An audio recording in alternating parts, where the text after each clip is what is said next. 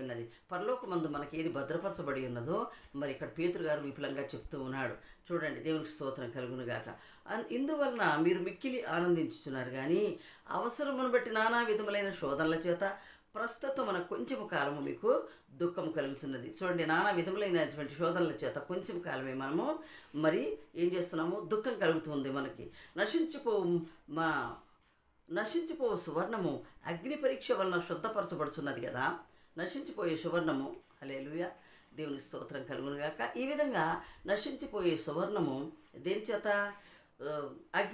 అగ్ని పరీక్ష వలన శుద్ధపరచబడుతున్నది కదా. దానికంటే అమూల్యమైన మీ విశ్వాసము ఈ శోధనల చేత పరీక్షకు నిలిచినదై, చూడండి, అమూల్యమైనటువంటి మన విశ్వాసం అంటే దేవుడు కంటిగా కనబడకపోయినను దేవుడు ఉన్నాడు అని మన హృదయంలో విశ్వసించి గొప్ప విశ్వాసము గలవారమే మరి ఈ శోధనల చేత మనం పరీక్షకు నిలుస్తూ ఉన్నాం. శోధనల చేత, నానా విధములైన శోధనల చేత మనము పరీక్షకు నిలుస్తూ ఉన్నాం. యేసుక్రీస్తు ప్రత్యక్షమైనప్పుడు మీకు మెప్పును మహిమయు ఘనతయు కలుగుటకు కారణమగును. దేవునికి స్తోత్రం. చూడండి, యేసుక్రీస్తు వారు ప్రత్యక్షమైనప్పుడు మనకేం కలుగుతుందట? ఎప్పుడు కలుగుతుంది, ఎలా కలుగుతుంది అంటే మన విశ్వాసం ద్వారా మనం నిలిచి ఉండటం వలన, మన విశ్వాసం ద్వారా మనం నానా విధములైన శోధనల చేత పరీక్షింపబడుతున్నాము.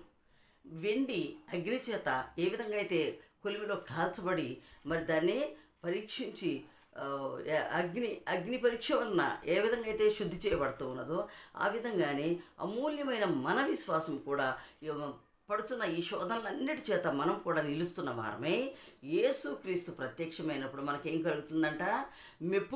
మెప్పును ఘనతయు మహిమయు ఘనతయు కలుగుటకు కారణమవుతుంది. హల్లెలూయా. ఎంత గొప్ప మాటలు చూడండి ఇవి.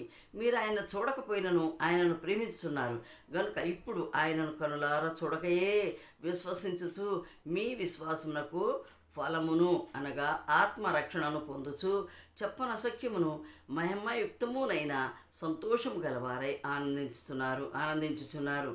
దేవాది దేవునికి స్తోత్రం కలుగును గాక. ఎంత గొప్ప మాటలు ఇవి చూడండి, ఎంత చక్కగా రాస్తూ ఉన్నాడు పేతురు గారు.